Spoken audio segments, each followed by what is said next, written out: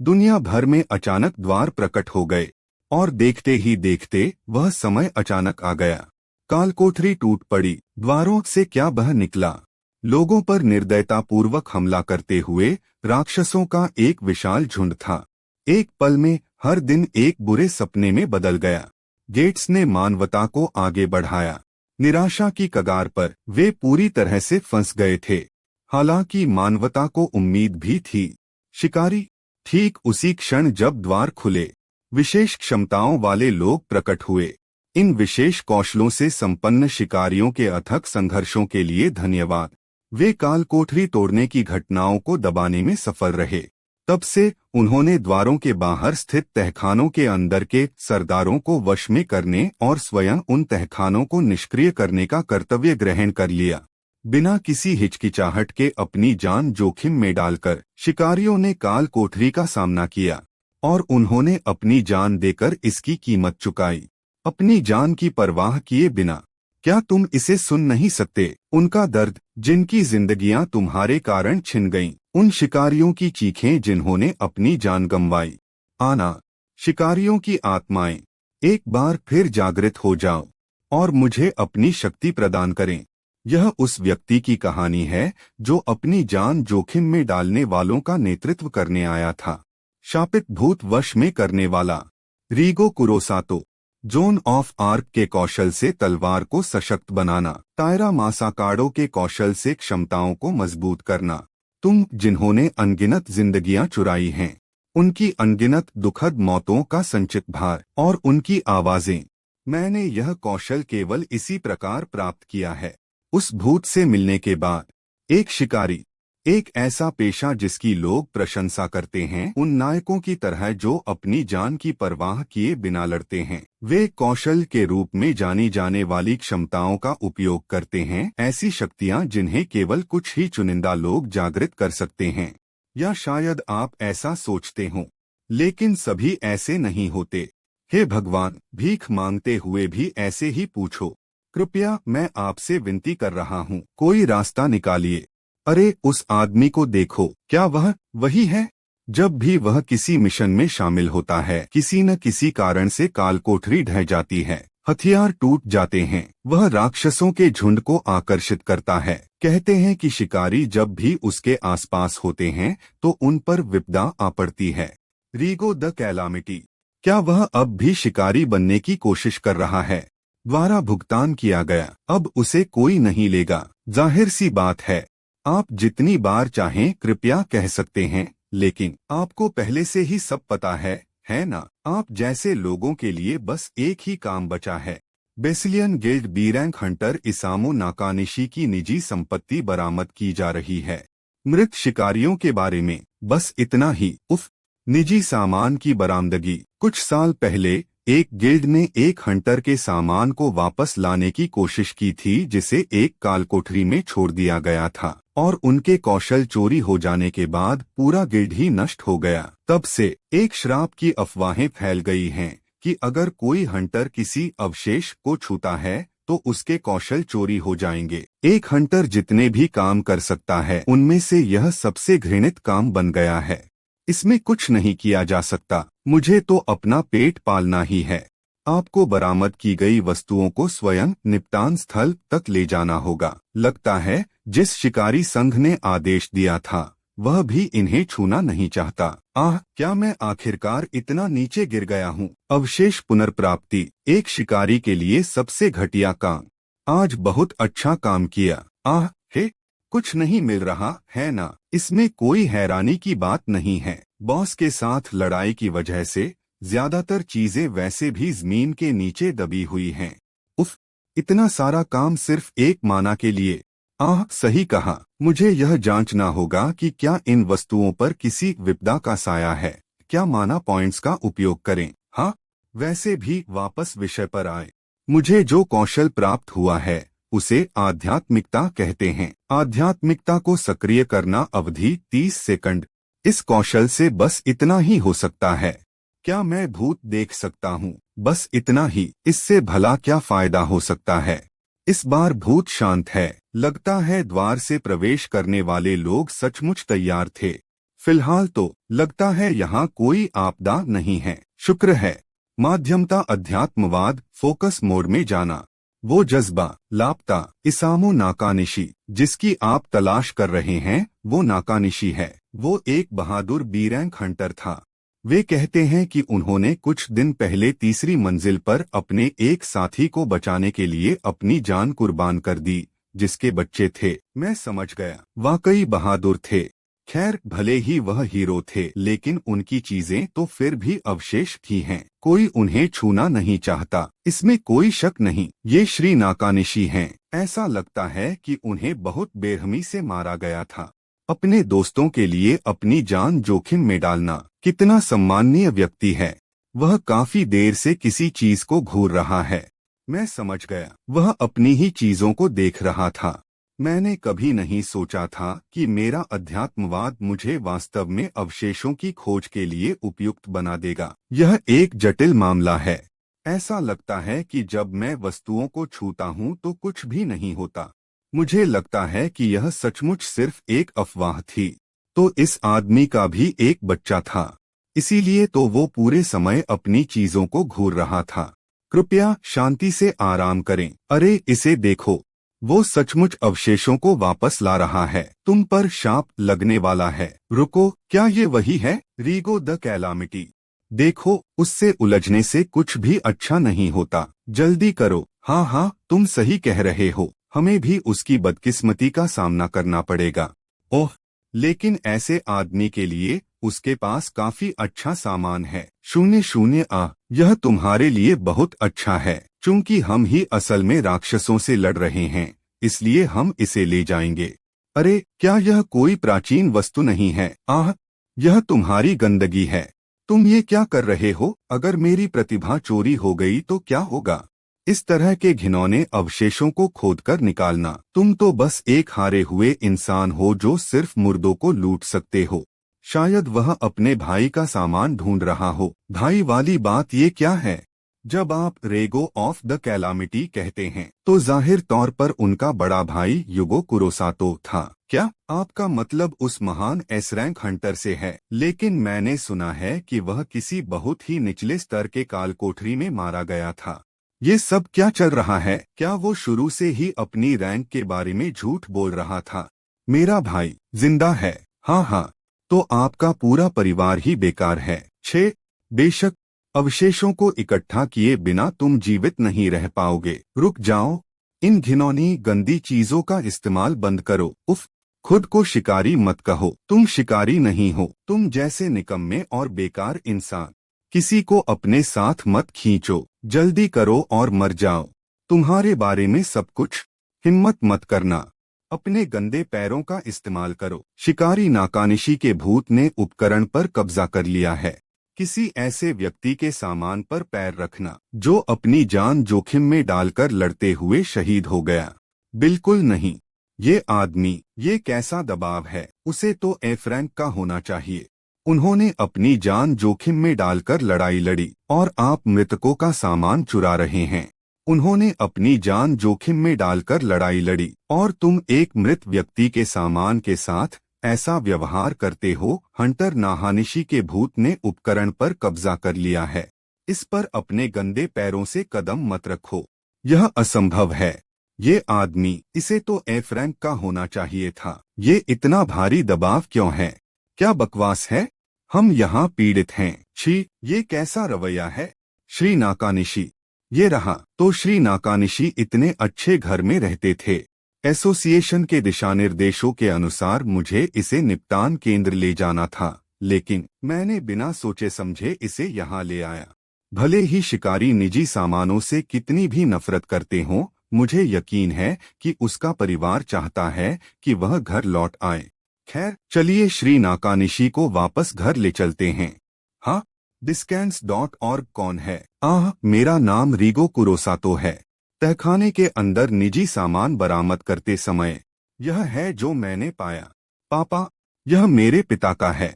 पिताजी, कमीने, कितना घृणित। ये दोनों निजी सामान, और तुम भी।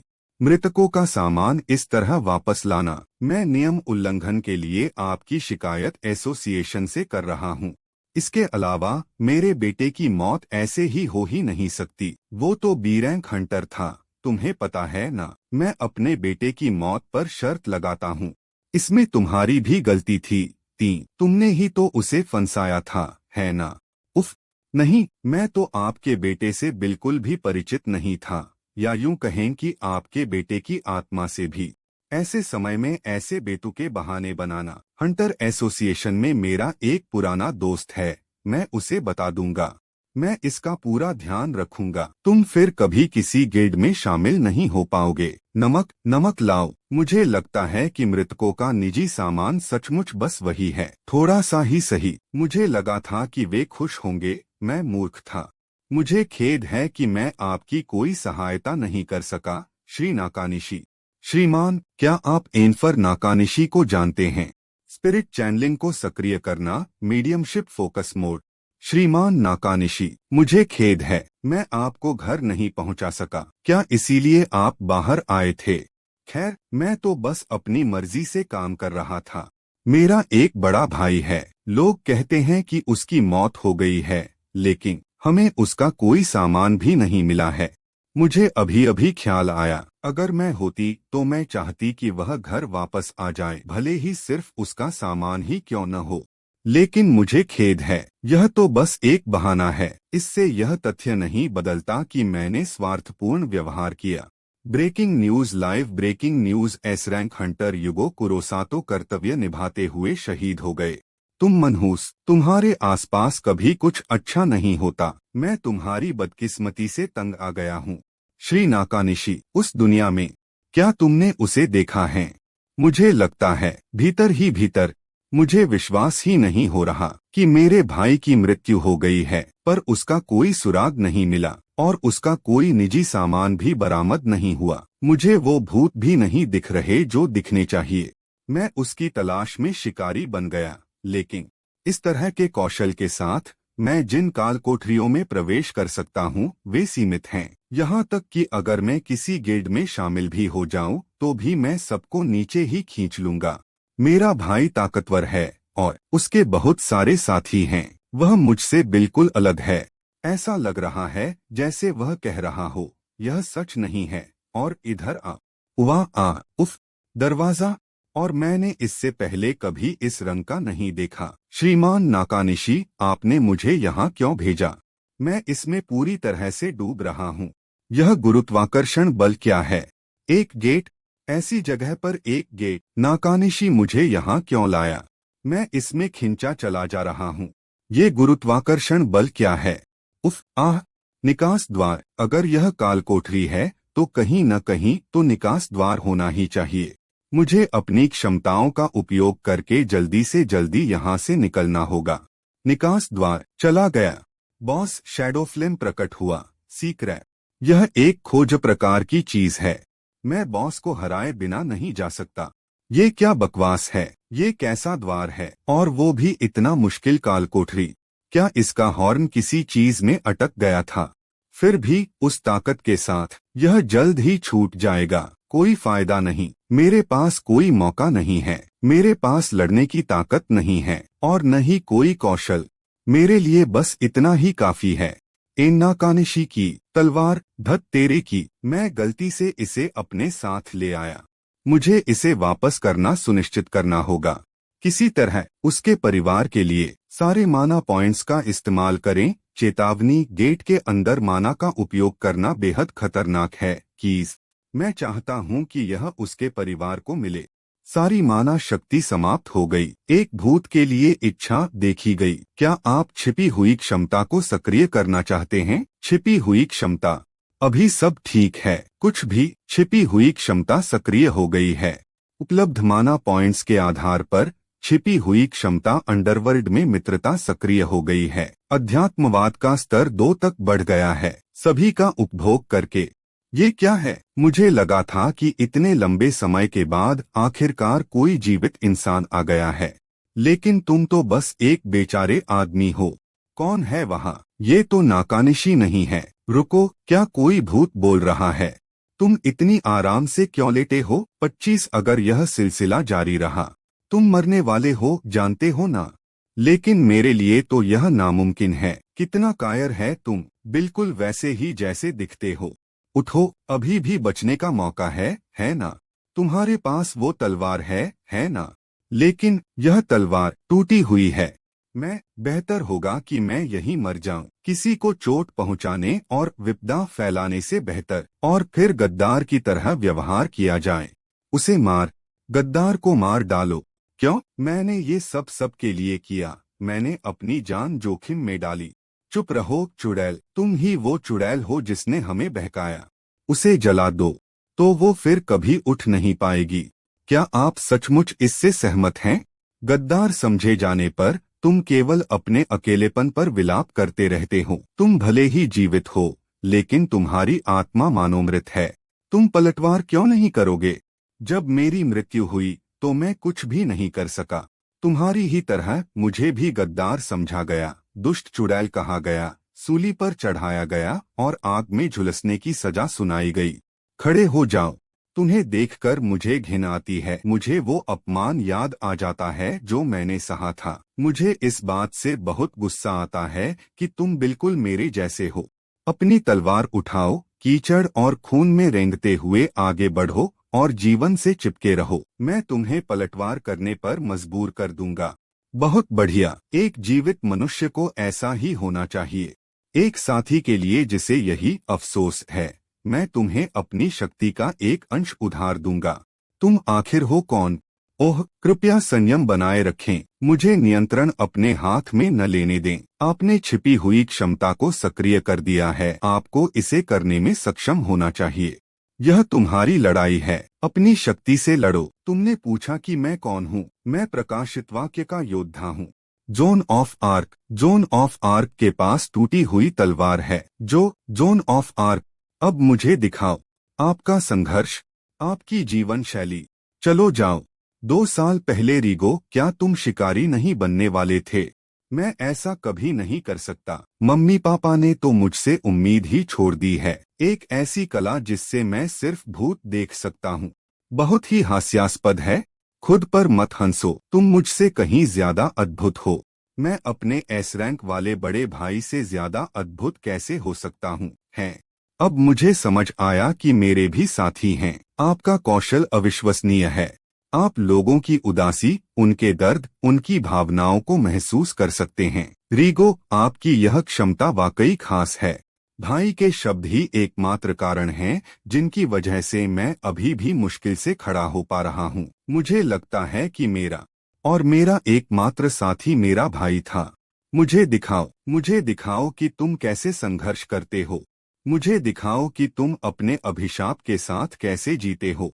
ओह, जेजीन डीआर जीसी कहा, तुम ही तो थी जिसे खंभे से बांधकर जलाकर मार डाला गया था, है ना? तो तुम्हारी मृत्यु का तरीका ही इस तलवार की शक्ति बन गया। अगर ऐसा है तो मैं यह कर सकता है। हाँ, चूंकि यह मेरी अपनी तलवार नहीं है, इसलिए लगता है कि मैं अपनी पूरी शक्ति का उपयोग नहीं कर सकता, जैसा कि मैंने सोचा था। अगर मुझे किसी चीज पर ठीक से अधिकार करना है तो वह मेरी तलवार होनी चाहिए, जो यहाँ नहीं है। तो तुम क्या करोगे? धिक्कार है। मुझे क्या करना चाहिए? क्या मैं इसकी गति रोककर पहले की तरह हमला करूं?